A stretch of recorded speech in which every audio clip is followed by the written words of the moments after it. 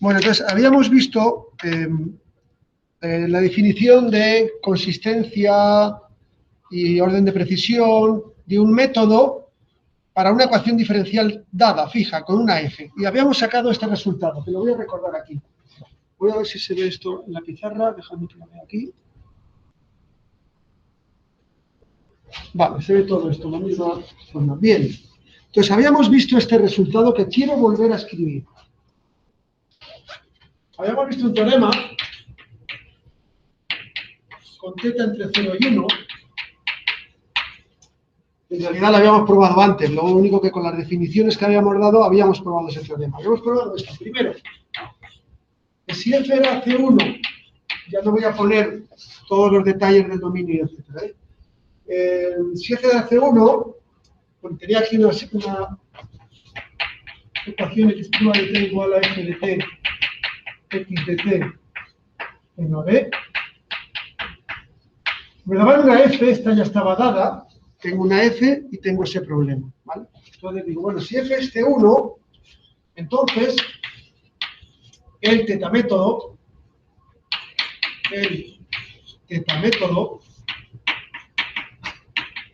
es de orden de precisión 1,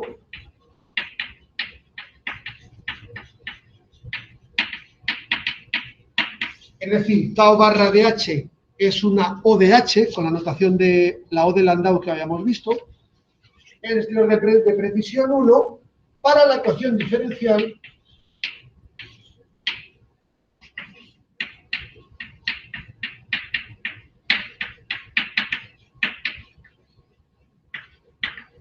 voy a llamarla ED, de ecuación diferencial, para no tener que repetirlo siempre. Esta va a ser ecuación diferencial, ¿vale? Y habíamos visto un segundo apartado B que decía que si F era C2, entonces el tetamétodo... No, perdón, el tetamétodo no. El tetamétodo con teta igual a 1/2, que es el método del trapecio, el método del trapecio, que os recuerdo, sin ánimo de ser pesado, que es el tetamétodo con teta igual a 1/2, ¿vale? Es de orden de precisión 2. Es de orden de precisión 2, y ahora seguiría por aquí, no lo copio, para la ecuación diferencial aquella de allí, ¿vale? Y uno dice, bueno, sí, vale, muy bien, pero ¿y qué pasa si f es solo continua? Porque claro, yo también puedo tener una ecuación diferencial en la que salga x' igual a f continua y x de 1, no pasa nada. ¿Tengo algo? Bueno, sí, entonces voy a poner aquí otro teorema que vamos a probar. Teorema que dice lo siguiente. De nuevo voy a tener θ entre 0 y 1. Cualesquiera. Voy a probar lo siguiente. Primero, si f es continua, ¿qué pasa? ¿Vale? Entonces, si f pertenece a las continuas, no lo copio en AB por Rn a Rn. Entonces, el tetamétodo para cualquier θ es consistente con la ecuación diferencial ED. ¿Vale? Es decir, tau barra de h, no puedo decir que es una O de h, menos todavía que es una O de h al cuadrado, pero puedo decir que tiende a 0 cuando h tiende a 0. ¿Vale? Entonces ya tengo por lo menos algo que decir cuando f es C1, cuando f es C2, cuando f es continua, ¿vale? Y de hecho se pueden sacar cosas con regularidades intermedias, por decirlo de alguna manera. Entonces voy a copiar algunos. por ejemplo, P, puedo decir que si F es Lipschitz, voy a decir Lipschitz y voy a remarcar, normalmente no se dice esto, en las dos variables, pero como estamos hablando de Lipschitz en la segunda variable, en este caso pido en las dos variables. Si es Lipschitz, voy a poner aquí en las dos variables, esto no hace falta ponerlo normalmente, pero lo pongo como para remarcar que estoy aquí hablando de las dos. Si es Lipschitz en las dos variables, entonces el tetamétodo es de orden de precisión 1 para la ecuación diferencial ED. ¿Vale? O sea que no me hace falta llegar a C1, me basta con quedarme en Lipschitz en las dos variables. Y también puedo llegar hasta orden 2 con un poquito menos. También digo, bueno, si θ es igual a 1 medio, es decir, estamos en el método del trapecio. Este también de aquí era θ igual a 1 medio, ¿eh? El método del trapecio es θ igual a 1 medio. Si estoy en el método del trapecio, F pertenece a C1, no C2, y F super 1, que no voy a detallar porque ya vimos en clase quién era, es Lipschitz, no lo pongo, pero de nuevo en las dos variables, ¿vale? Entonces, el método del trapecio, que es el que está asociado a θ igual a 1 medio, es el nombre del tetamétodo cuando θ es igual a 1 medio, el método del trapecio es de orden de precisión 2 para la ecuación diferencial ED, ¿vale? Vamos a probar al menos el A y quizás el B también, no el C para no cansarnos.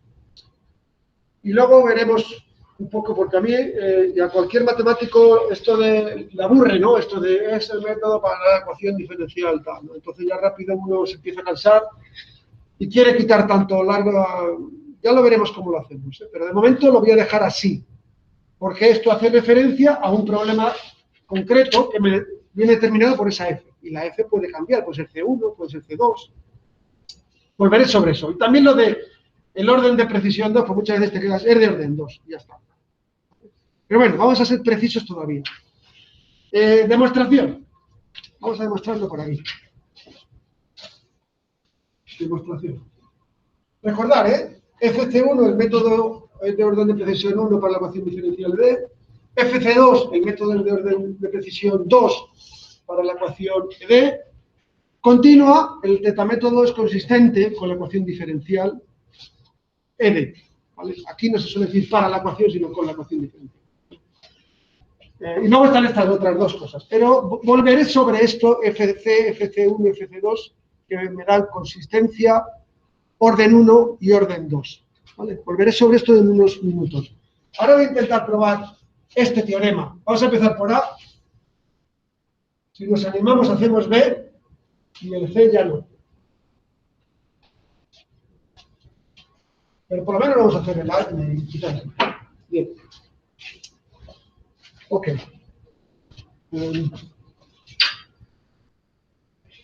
A.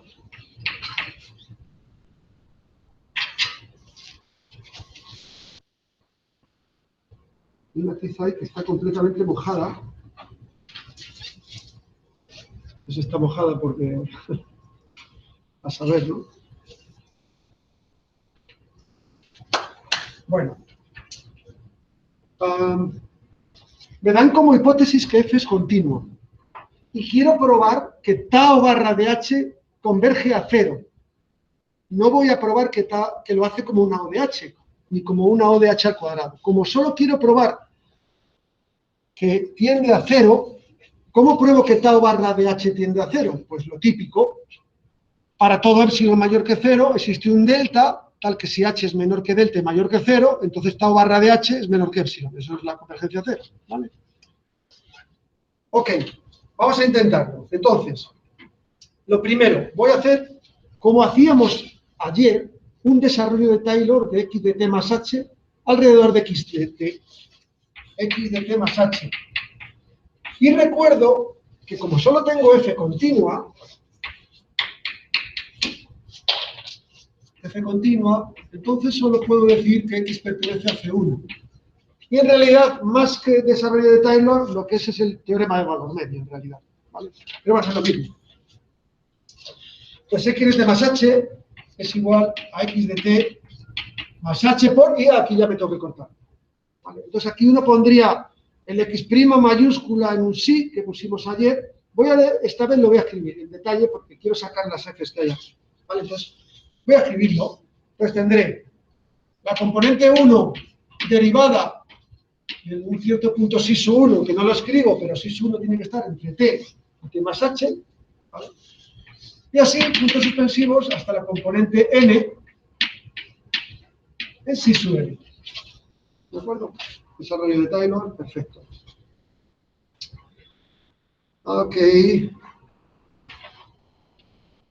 Pero fijaos, x' de t es igual a f de t x de t. Con lo cual, de aquí en realidad tengo que x1' de t es igual a f super 1 de t x de t. Voy a escribirle este aquí, solo este. Bueno, no, lo voy a hacer de aquí.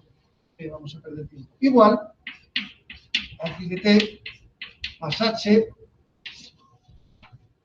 Yo ahora utilizo esta ecuación, ¿vale? De nuevo, las coordenadas de f no las voy a poner, los índices de cada una de sus coordenadas no lo voy a poner como subíndice, lo voy a poner como superíndice. No tiene que haber lugar a confusión con potencias, para no mezclarlo con el subíndice que me lo he guardado para x1, x2, x3, x4. Entonces será f1, el sisu 1, x de sisu 1, puntos suspensivos, fn, sisu n, x de sisu n. Simplemente estoy aplicando la ecuación diferencial, que en realidad hay n coordenadas aquí, aquí estoy diciendo que x1' es igual a f1, x2' es igual a f2, etc. Y lo estoy utilizando con distintos test, con cada uno de estos que me dan. ¿Vale? Ok, y ahora digo, bueno, venga, vale. ¿Y dónde voy a utilizar esto? Pues como ayer, lo voy a utilizar en la fórmula del error local de truncamiento. Entonces voy a escribir en la fórmula del error local de truncamiento. Recuerdo que quiero probar que para todo h mayor que 0 existe un delta mayor que 0, tal que bla, bla, bla. Eso con tau barra. Porque lo que quiero ver es que tau barra de h tiende a 0 cuando h tiende a 0. Eso es para ver que es consistente. Voy a ponerlo aquí para que no se nos olvide. Quiero ver que tau barra de h, esto es lo que quiero ver. Que tau barra de h tiende a 0 cuando h tiende a 0.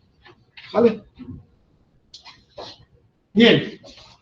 Mira, definición de tau. Estamos con el teta método. Esto era x de t más h menos x de t partido por h menos 1 menos teta. Voy a ponerlo igual. 1 menos teta por f de t x de t más teta por f de t más h x de t más h. Cierro aquí. Pero esto, fijaos, este término lo puedo sacar de aquí, ¿no? Paso este restando, divido por h y me queda exactamente este término, o lo que es lo mismo este de aquí. O sea, este término es igual a este. ¿Lo veis? Esto lo saco de aquí, ¿eh? X de t más h menos x de t partido por h, es esto, es igual a esto. Estos dos son iguales.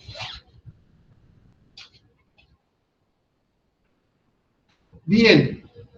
Y ahora digo, mira, un momento. Tengo la f y f, pero aquí esta está repartida entre t y t más h. Y aquí está en sí, y sí está a caballo entre t y t más h. Entonces, esta de aquí la puedo reescribir como 1 menos θ más θ por esto. Porque 1 menos θ más θ es 1. Entonces puedo repartir 1 menos θ, agruparle con este término, y θ de este, agruparle con este. ¿Vale? Me dejáis que borre por ahí arriba y voy reescribiendo porque no quiero borrar eso, ¿vale? Esto ya lo tenemos. Esto ya lo tenemos. Escribo por arriba. Entonces, igual, tau de pH, igual 1 menos θ por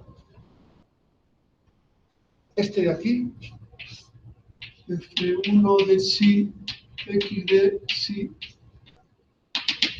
Fn de sí, X de sí,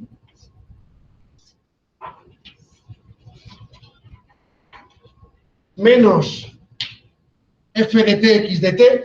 Dejadme que escriba f de t, x de t como f1 o fn, o que no, para compararle con este. F es esto, es f1 de t, x de t, fn de t, x de t. Esto es f, pero lo he escrito con todas sus coordenadas, y esto va todo multiplicado por 1 menos θ. Y ahora pongo aquí más θ, por esto, más θ por esto mismo. Fijaos que 1 menos θ más θ es 1, que era lo que tenía antes, ¿vale? Menos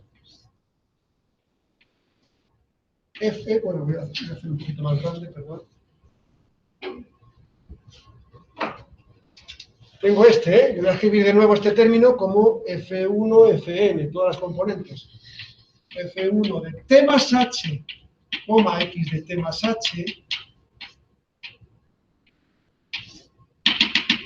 Fn de t más h, coma x de t más h. ¿Vale? Cierro aquí el corchete.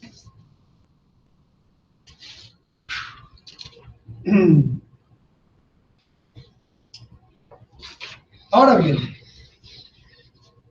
puedo borrar esto.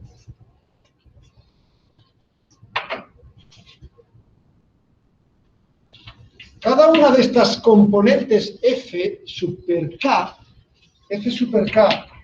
de, voy a poner punto X punto, esa función, o función de T, es continua, porque es continua, porque la F es continua, luego cada una de sus componentes es continua, bueno, es continua en cada una de sus componentes y X es continua también, ¿vale? Luego es composición de funciones continuas, es continua sobre el compacto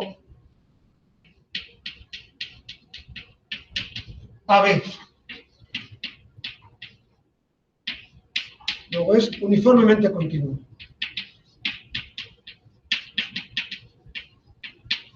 ¿Vale? Siguiendo con la notación que teníamos de que X era menor o igual que C por la norma de X, infinito, podemos poner esto y si queréis vamos a aplicarlo de aquí a aquí, también podemos poner una C mayúscula por la norma de X infinito. ¿Vale? Esta ya la habíamos utilizado, es equivalencia de normas. Ok, entonces, es uniformemente continua sobre este compacto. Con lo cual voy a hacer lo siguiente. Bueno, como es uniformemente continua, yo puedo decir, si tengo un épsilon mayor que 0, existe un delta mayor que 0, tal que, por definición de uniformemente continua, tal que fk de t, x de t, menos fk de S, X de S, es menor que, vamos a ver si lo podemos hacer bonito, epsilon partido de C minúscula. Me parece que es la que necesito, C minúscula. Si T menos S es menor que delta. Esto es por definición de uniformemente continuo, ¿no? Yo me doy un epsilon y si los argumentos T y S de la función están suficientemente próximos, digamos un delta, existe ese delta, entonces la diferencia es menor que epsilon partido de C. Si queréis ponéis epsilon solo, pero luego no os va a quedar un epsilon, nos va a quedar multiplicado por C. ¿Vale? Muy bien. Bueno, a ver, ¿por dónde puedo borrar? Voy a borrar aquí, voy a borrar esto. Acordáis, lo que tengo que probar es esto. Ya nos acordamos.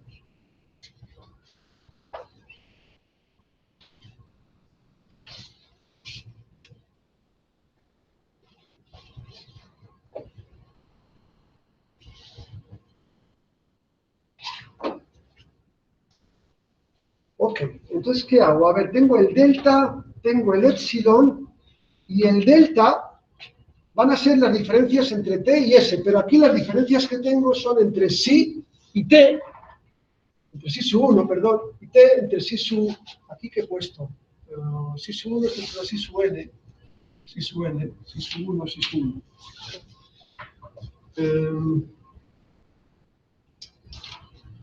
Entonces las diferencias van a ser entre los sis con las T's y los sis con la H. Entre T más H y sí y entre T y sis. Luego, si H es menor que delta, me aseguro que estas diferencias entre los sis y las T's y entre los sis y las T más H siempre van a ser menores que delta también. Porque como están los dos en este intervalo, tengo T más H y aquí tengo los sis sub K. Si esto es menor que delta, esto es menor que delta y esto es menor que delta, obviamente. ¿Vale? Luego, digo, bueno, dejamos H menor que delta. Sea H menor que delta. ¿Vale? Y ahora voy a ver si tau barra de H es menor que epsilon. Básicamente. ¿Vale? Entonces digo, bueno, vale. Ok, entonces, tau barra de TH es menor o igual. Bueno, me vengo aquí y digo, bueno, a ver. 1 menos θ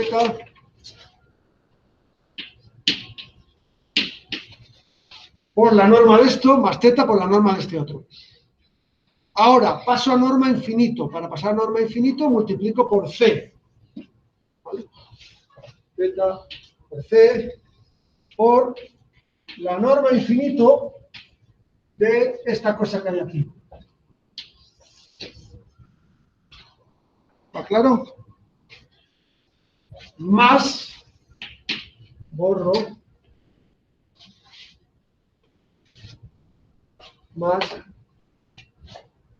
θ por C para pasar a norma infinito por la norma infinito de esto que hay aquí. θ por C por la norma infinito de esto que hay aquí.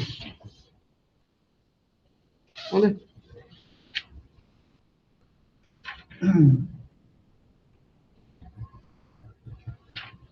Pero ahora, la norma infinito, me ha faltado aquí un infinito, la norma infinito, ¿qué es? Es el máximo de todas estas componentes.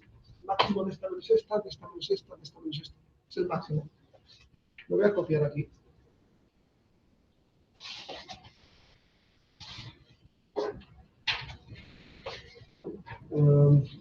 Igual a 1 menos θ por C por el máximo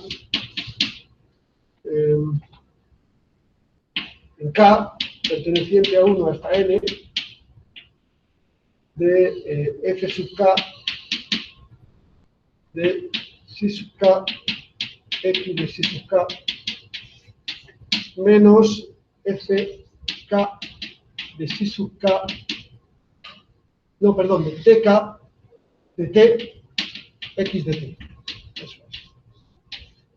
más teta por C, y ahora algo parecido, no voy a copiar entero, el máximo de algo parecido a esto, pero en lugar de aquí tener una T, tengo una T más H. ¿Vale? Pero es lo mismo, no repito todos al mismo. Ah, muy bien, pero es que este era menor o igual que C partido de epsilon partido de C. Este es menor que epsilon partido de C. ¿Por qué? Porque el psi sub k menos el T es menor que H. Ahora voy a poner aquí, esto es porque psi sub k menos T es menor que H menor que delta. Esto lo utilizo en este de aquí. Y de la misma manera, este de aquí es menor que C epsilon partido de C. Y entonces lo recolecto todo aquí. Lo recolecto todo aquí.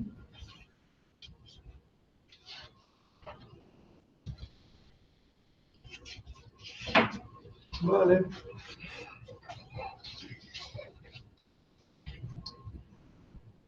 Y me queda que tau barra de pH es menor o igual que 1 menos teta por epsilon partido de C más teta por epsilon partido de C, que es epsilon. ¿Vale? Y como me he quitado el H del medio, puedo decir que tau barra de H es menor que epsilon si H es mayor que 0 y menor que delta, que era lo que quería probar. ¿Vale? Ya está. Un poco pesada la demostración, pero bueno, hay que hacer demostraciones formales de vez en cuando también. Voy a indicar la segunda, la B. La B. Bueno, entonces en la B, ahora lo que tengo es que F es lipschitziana, solo. Entonces, en lugar de utilizar uniformemente continua, aquí utilizo la lipschitzianidad. ¿Vale? Entonces, aquí en estrella, usar Lipschitz en estrella. ¿Vale? Entonces os sale, porque por ejemplo, esto será, voy a hacer este de aquí. El primero de aquí me queda FK por psi sub k, x de t, x de psi sub k, menos f de t, x de t, será menor o igual que, vimos el problema que cuando una función f era Lipschitz, cada una de sus componentes era Lipschitz también, con constante de Lipschitz, si la otra era L, cada una de las componentes era con constante L mayúscula sobre C mayúscula. Recordáis que hay una C minúscula y una C mayúscula. Entonces esto es menor o igual que L partido de C, esto lo vimos en problemas, uno de los problemas que vimos, no sé por lo cual, y ahora por psi sub k menos T más x de psi de k, x de psi k menos x de t. ¿Sabes? Este de aquí es menor que h, lo que he dibujado antes allí, es menor que h. Porque es la distancia que está entre t y psi sub k, pero psi sub k está entre t y t más h. Luego esta distancia es menor o igual que h. Y esto es menor o igual que, hacemos lo de siempre, pasamos a norma infinito a través del c, ¿vale? Y aplicamos el teorema del valor medio a cada una de las coordenadas. Y nos queda C por M1, que era el máximo que habíamos visto en norma infinito de las derivadas primeras, con la notación que habíamos utilizado, por H. ¿Vale? Aquí tengo un H, aquí tengo un CM1H, que puedo juntar 1 más C por M1 por H, y aquí también me vuelve a salir 1 más C por M1 por H, por teta y por 1 menos teta, me queda al final una O de H. No hago los detalles. En los dos términos me queda algo por H más algo por H más algo por H más algo por H. El apartado C ya no lo hago. Bueno, yo creo que ya os he aburrido bastante por eso. ¿Vale? Javier, ¿te ha convencido? Que te veo dudando. Sí, lo de si es K menos C menor que delta. Menor que H. El delta que habíamos utilizado antes era porque utilizábamos que esta diferencia era uniformemente continua. Y ahora, en lugar de utilizar eso, utilizo que la f es Lipschitz en las dos variables. Como la f es Lipschitz con constante de Lipschitz L, cada uno de sus componentes es Lipschitz con constante de Lipschitz L sobre C mayúscula. Esta es la C mayúscula. O sea, acordáis que he utilizado una C minúscula y una C mayúscula. ¿Vale? Eso lo digo sin problemas. Y el resto ya es acotar. Esto es menor que H, ¿verdad? Porque lo que quiero probar es que es una O de H. Con lo cual quiero ver que es menor o igual que una constante por H cuando H tiende a 0. Entonces esto. ¿Vale? Y el apartado C no lo hacemos ya. Okay. Con lo cual,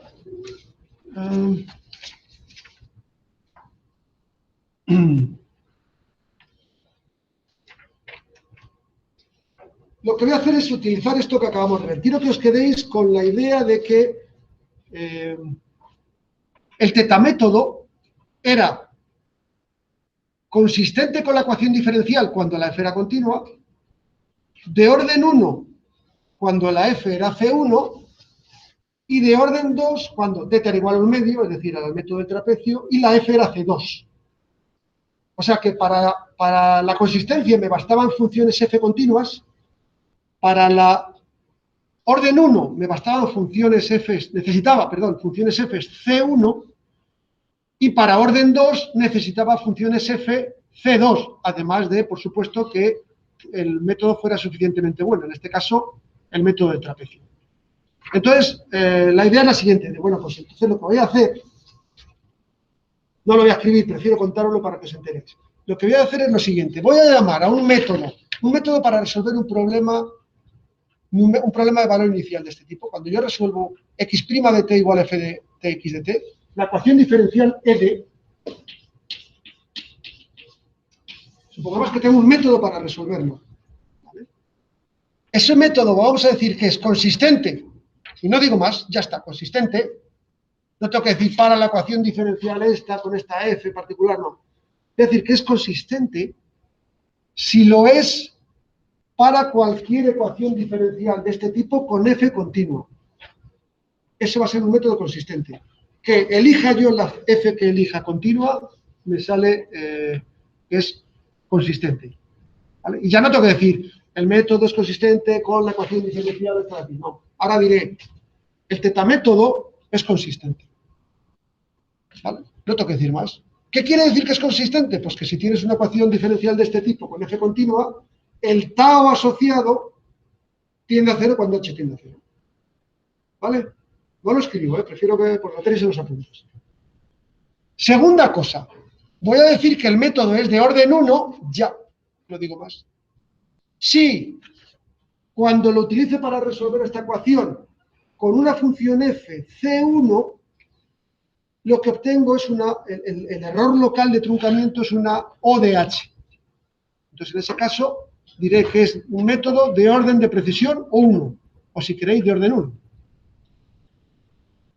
Y diré que es de orden 2, cuando sea de orden 2 para cualquier FC2, C2, y diré que es de orden P, cuando lo sea para cualquier función f de clase P. Se acabó.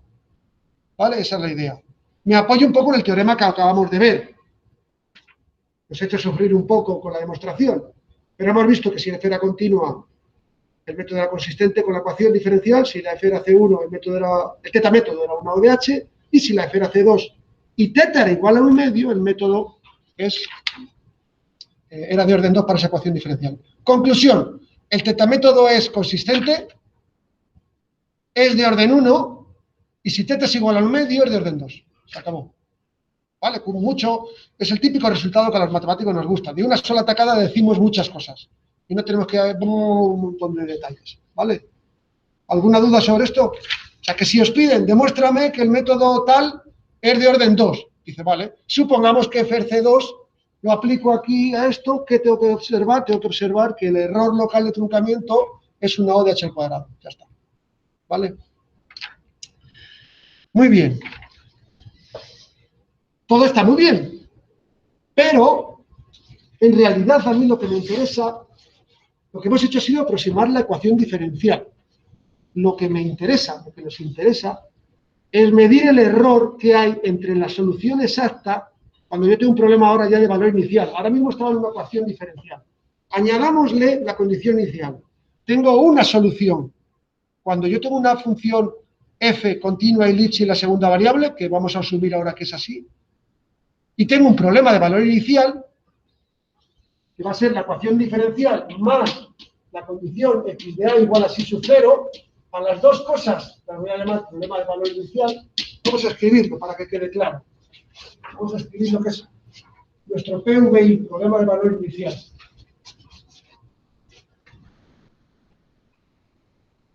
Pues cuando yo haga referencia en lo sucesivo a un problema de valor inicial, voy a hacer referencia a esto. Estima de t igual a f de t, x de t, t perteneciente a b. Esto hasta ahora era la ecuación diferencial, ED, que era lo que yo miraba a la hora de estudiar el error local de truncamiento, solo miraba esto. ¿Vale? Y ahora digo, bueno, supongamos que f cumple las hipótesis buenas para tener existencia de unicidad de solución de este problema. X de a igual a psi sub 0. Por ejemplo, que f sea continua y Litchi la segunda variable. Este va a ser, vamos a llamarlo PVI para cortar, problema de valor inicial. Y ahora teníamos definido, que es lo que yo quiero ver, qué es lo que pasa, el error global, el error de discretización, error, vamos a escribirlo, global, siempre me equivoco, error de discretización global, error de discretización global absoluto. Ya lo habíamos definido, ¿eh? Era epsilon de h igual al máximo de epsilon i de h, donde epsilon i de h era la diferencia entre la solución exacta y los valores que nosotros vamos aproximando, tomando como aproximación, que sería x de ti menos xi. Recordar que ti eran los nodos en los que dividíamos el intervalo AB, lo dividíamos en n nodos. Esto está en Rn minúscula, y aquí este máximo se toma, porque I lo tengo desde 0 hasta n mayúscula. Luego este máximo se toma en I perteneciente a 0 hasta la n. ¿Vale? Divido el intervalo AB en n subintervalos x espaciados. X espaciados a distancia h. N mayúscula, mientras que la x y la xi están en Rn minúscula. Bueno, muy bien, pero digamos que, digo, sí, pero ¿esto cuánto vale? Porque yo he visto cómo de bien o cómo de mal aproximamos la ecuación diferencial. Y eso es importante, porque esa aproximación de la ecuación diferencial es de donde yo tiro para sacar los xi. Os recuerdo una vez más, sin ánimo de ser pesado, x de t de i es la solución exacta, la única, en el nodo t sub i, y esta es la que nosotros aproximamos con nuestro método numérico, en este caso con el tetamétodo. ¿Vale? Esto es lo que vamos obteniendo en el ordenador, si queréis, para aproximar esto de aquí. Pero ¿y eso cómo de grande es ese error? ¿O cómo de pequeño? ¿Es cierto que converge a 0 cuando h tiende a 0? ¿Cómo converge? ¿Converge como una ODH? ¿Converge como una ODH al cuadrado? ¿Tiene algo que ver esto con el error local de truncamiento? Primero vamos a hacer la cuenta de la vieja. Vamos a ver un poco si esto a simple vista parece que va a funcionar, porque si no parece que vaya a funcionar, si no venimos motivados ya por lo que nos parece, no hagamos nada más, ¿no? Entonces vamos a ver si podemos tener una intuición, un feeling de lo que está pasando. Dejadme que lo recuerde.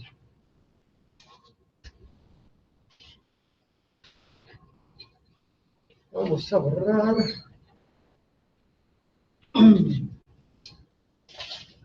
Ok. Entonces, tengo, fijaos, que x más 1, vamos a hacer uno fácil, Euler explícito. Θ igual a 0. Esto es el método Vamos a ponerlo bien, está sucio. Vamos a ponernos en este caso. Entonces, θ igual a 0 es el método de Euler explícito. Vamos a hacer el caso fácil, para echar una cuenta siempre al caso más simple, ¿vale? Porque si el caso más simple no me funciona, no te compliques la vida. Vamos a ver qué pasa con el simple. Y bueno, en este caso, xy más 1 menos xy es igual a h por f de pi xy. Ese es el método de Euler, ¿vale? Y si en lugar de eso considero la solución exacta en los nodos t sub i, porque esto se supone que es, me gustaría que fuera una aproximación de x de t y más h. Y esto me gustaría que fuera una aproximación de x de t de i. Pues vamos a poner aquí la interrogación como diciendo, me gustaría, ¿qué? ¿Vale? ¿Qué ocurre cuando yo tengo x de t i más h, que es t i más 1? Por supuesto. ¿Vale? Entonces esto es x de t i más 1. Si yo lo escribo, algo para que cumple la ecuación real, la ecuación exacta, la solución exacta, perdón, ¿qué cumple? Cumple menos x de t de i es igual a h por f de t sub i x de t i más h por tau de t i h. Y me diréis, ¿por qué? Por definición, la definición de h, ¿qué era? Era esto menos esto partido por h menos f de t sub i. Con el tetamétodo esto iba con 1 menos teta y luego hay un teta aquí, pero esta es la definición de teta, ¿vale? Luego, si os fijáis, he introducido este término. O sea, es como si en cada paso, a cuenta de la vieja, en cada paso, vamos a poner, que quede claro que es intuición, no es una cuenta intuición, no es una cuenta exacta. Y me diré, joder, este tío es que no hace nada de forma exacta. Dejadme que os haga la intuición y luego lo hacemos de forma rigurosa, ¿vale? Pero quiero que veáis la intuición. Intuición. En cada paso,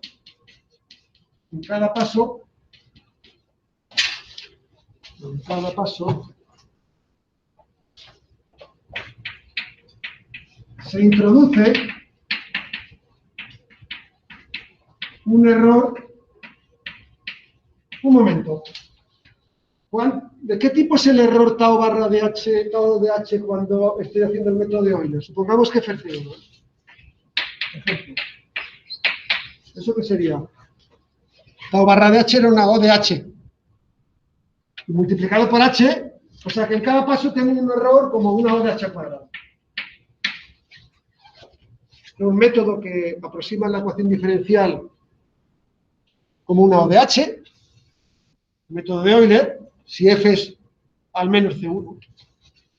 Y en cada paso estoy metiendo una O de h al cuadrado. ¿Pero cuántos pasos doy? ¿Cuántos pasos doy? Doy n pasos. Luego, si voy acumulando pasos, voy a tener como total, voy a ponerlo total intuitivo, total. Voy a tener como n error, total error, va a ser como n o de h cuadrado, ¿no? Pero como doy h cuadrado y estoy haciendo o de h cuadrado más otro o de h cuadrado más otro o de h cuadrado y así n veces. Ah, ya, claro, pero es que n es igual a b menos a partido de h. Porque h era b menos a partido de n. Y esto va multiplicado por una O de h cuadrado. Ah, entonces esto es una O de h. O sea que si mi intuición no falla, bueno, mi intuición, no, tampoco es cuestión de tirarse aquí el pistón. Si la intuición matemática no falla, el error de truncamiento va a ser en este caso como el error global de discretización. ¿Vale? Eso es la cosa. Y ¿esto es cierto? Pues sí, lo que pasa es que se nos echa el tiempo encima y no nos da tiempo a mostrarlo. Simplemente os voy a poner el lema de acotación y nos vamos. Lema de acotación. Es el que se utiliza para demostrar esto, demostrarlo. Entonces,